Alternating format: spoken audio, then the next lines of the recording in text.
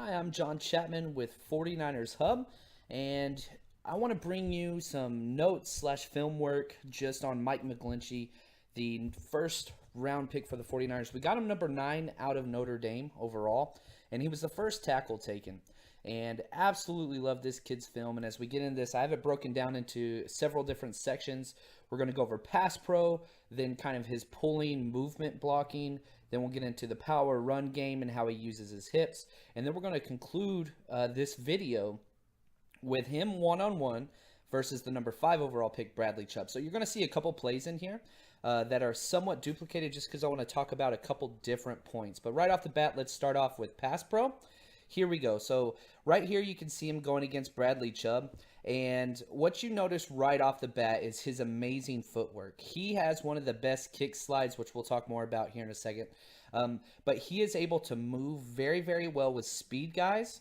And he has a very wide base, if you can see here. Now, the problem that he does have is he hops a lot of time where both of his feet are off the ground at the same time. You never want that as in pass pro, but it's something he's going to have to work on. But you can see, again, that was against the number 5. Here, even against Georgia, there's lots of ways where he can step back and kick slide, and he can do what's called a neutralized block, which is kind of what he excels in. His tape is boring. And what I mean by having boring tape is it's just guys just disappear.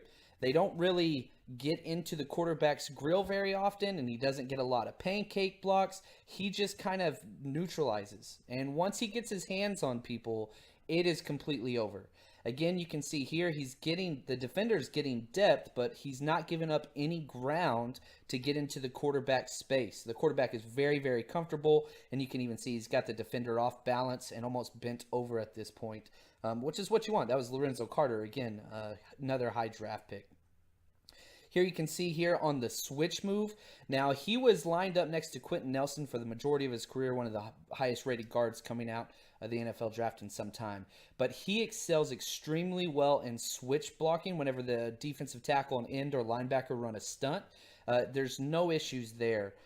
Here we can see right here, watch him engage and use the defender's weight against him. He pass set up the block, and as soon as he goes, he pancakes him into another defender, taking out 2 and 1.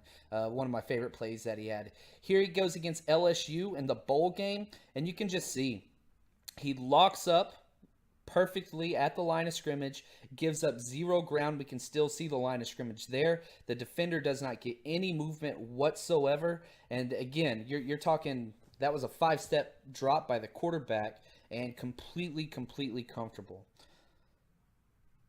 All right here, this is one of my favorite plays because, again, nobody comes up to get him, but what we see here is just amazing picture-perfect kick slide. So what I want you to see here is with his back foot, you're going to see it kind of slide, and this one is going to be hilled down and plop. And so if you're coaching this, you want to hear kind of slap, slide, slap, slide, slap, slide, and each foot works independently of each other. So pay attention to this part right here. Even though there's no defender, this is like Coach Clinic tape because you can see how well he does this. Slap, slide, slap, slide. And what you want is each foot moving independently of each other because then you can pivot and move if there's a stunt or a spin move or a speed guy, whatever else. He does this very well most of the time. This is something that he will have to work on and improve when he engages the defender. Because if McGlinchey's good at anything, I mean, this is a perfect base. You can see how his heel's down here. He's on the balls of his feet here. He's sitting in his seat, or he's dropping his bucket, as you would say. Again, weight distribution's right over his toes. It's not too far forward. It's not too far back. He is ready to go. The problem is, he's excellent for the first kind of 2 to 2 seconds, and the longer the play goes, the worse it gets. But if he could keep this base where his left foot is on the ball of his feet and its right foot is planted. Now, he's going to be playing right tackle for us, but he's played right tackle before, so that won't necessarily be an issue or a learning curve for him. Here we go again. You can just see this play is what his tape is all about. Just boring. Neutralizes the defender. Once he gets in and gets his hands inside the breastplate of the shoulder pads, it's completely over. You don't ever see him get his hands outside. He doesn't get called for very many penalties at all. He just kind of locks up. That's what he does. Now we're going to talk a little bit about his pulling blocking or lateral movement, which obviously every tackle needs to pass protect, and that's their primary role. However, Shanahan and John Lynch talked about getting cornerstones that fit what they do. Trent Brown was exceptional whenever he was healthy, which wasn't very often, but he didn't fit. He's way, way too large. So Mike McGlinchey is 60 pounds lighter on a good day. Could be even more, 70 pounds lighter than Trent Brown was. So here we're going to be focusing just on the lateral movement and blocking. Here you can see him pulling, and he's athletic enough to where he can move, square up. His feet are terrible here, how far apart and how both are off the ground at the same time. But watch him lock up with this defender. Just boom. I mean, literally just blows him backwards and engages. One of my favorite things about McGlinchey is he knows when to use his hands and extend away from his body, and he knows when to get his shoulders involved. But that was a really good block there. Again, here's back to LSU.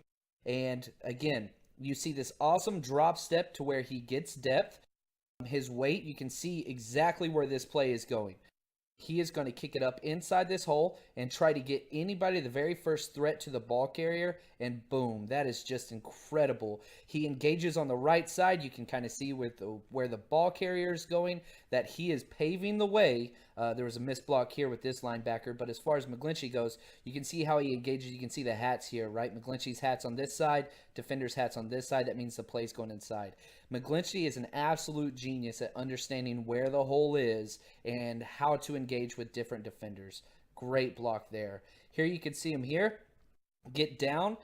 He eluded the defensive end. We want to leave him unblocked on this play because it's backside, and we're going to seal that backer that might have a chance. So you can see how he slipped inside. Let me try to back it up just a little bit here, and you can see him slip inside. Watch how he misses. Watch how he doesn't even touch this guy. Okay, this is great. Slips and then engages the linebacker at the next level. That is great. That's two defenders taken out of the play just because he didn't let him in. And again, he's pushing this guy all the way down the field. He got in on the block because of his great effort. But anyway, here you can see this is a little bit more of a drop kind of scoop block, and there's nobody there. And so instead of just doing that, he bounces with the ball carrier and eventually gets the block that leads to the touchdown. And that's kind of what this guy has to offer. Again, you kind of see very similar block and how he exchanged what his assignment was. As he scrapes down the line right here, you can see how he's looking for somebody. This is where I'm supposed to go, and then he's going to get off and make another block there. So he engaged one, helped his buddy out, and then he gets to the second guy there. Great job right there. Great job right there. Okay, I think this is our last one here for this. Let's see him. Again, drives down through. You can see him here where he's going to cut off his guy, and he just keeps going. Trying some way to find somewhere to block something. Here you can see him get to the second level extremely well. And if you're 6'8", 300 plus pounds, and you lock up with a linebacker or a safety like this, it's over. That's just not fair. And you can see he keeps driving them back. What a great play right there. And so that's the thing that we get from Mike McGlinchey.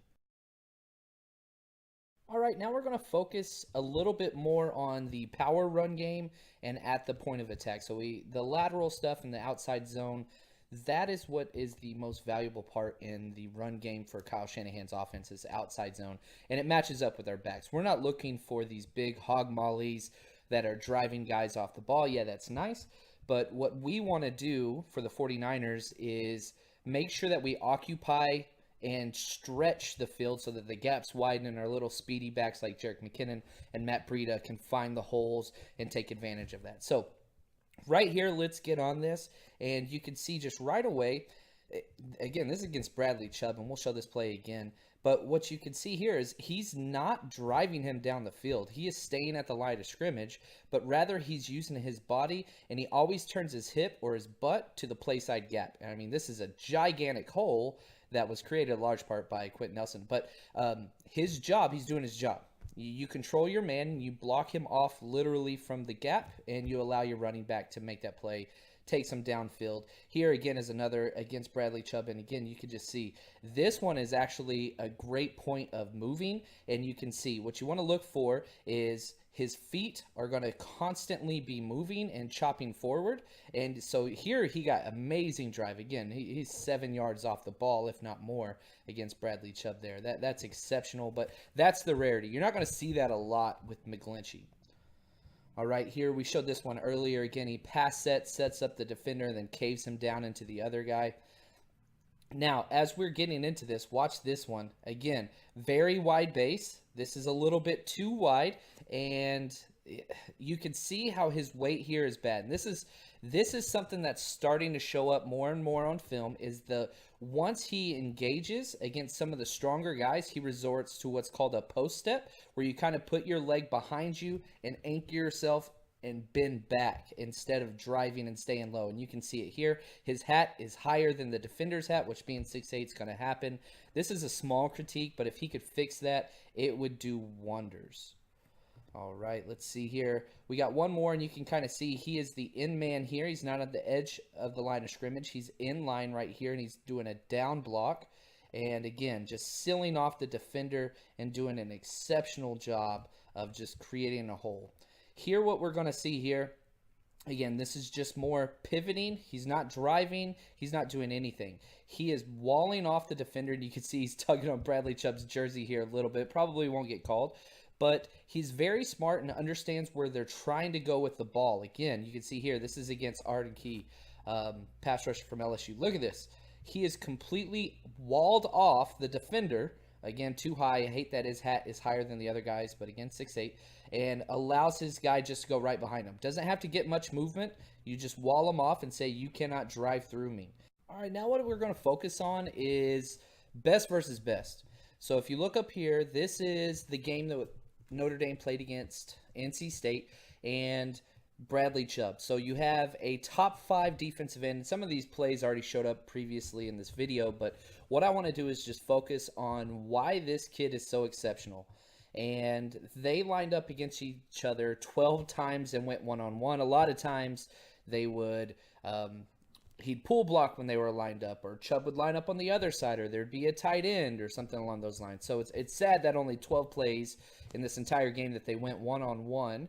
But the end total of all of this was McGlinchey won 7, Chubb won 2, and there were 3 stalemates to where it was either not relevant to the outcome of the play or nobody really got the overhand. And the first play that I'm going to show you right here is probably the worst play that McGlinchey has on film. So here we go. Right off bat, it's one-on-one on the outside, and there's even a little sniffer back right here to provide help, but he outlets. And what happens is, boom, right here, this is where it gets bad. His base is too wide, and both of his feet are on the ground at the exact same time, and he stops moving his feet. Once he does that, somebody that is as elite as Bradley Chubb, yeah, he's going to fly past him. Now, there's lots of things that you could say. It was a design screen. The quarterback should have been stepping up in the pocket, but it was a screen, so on and so forth. But it doesn't matter. If you get your quarterback hit this far, like this, and you are facing the quarterback, anytime your eyes are looking at your quarterback while he's throwing, bad things are going to happen. So the quarterback does get the pass off, and it's actually caught, but it was a negative play. So that was by far the worst play of this entire game.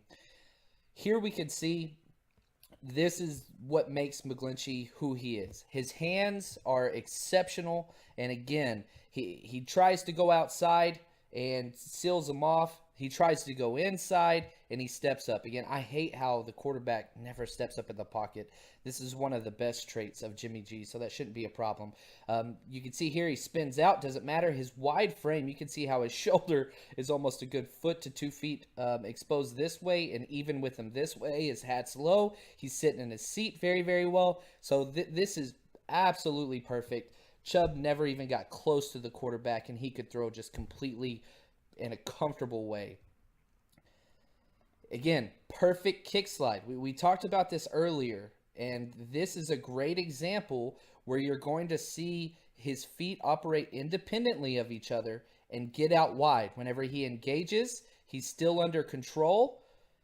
There's that post step. You see how high his hat is way higher, and he's got leverage, but luckily it was just a 3 to 5-step drop and the ball comes out. But still, that's got to be a victory for the tackle there, McGlinchey. Okay, again, boom, great pitter-patter, great step there. His feet are good. Oh, he's getting a little bit out, but again, the quarterback has the option here to step up. He's step up, quarterback.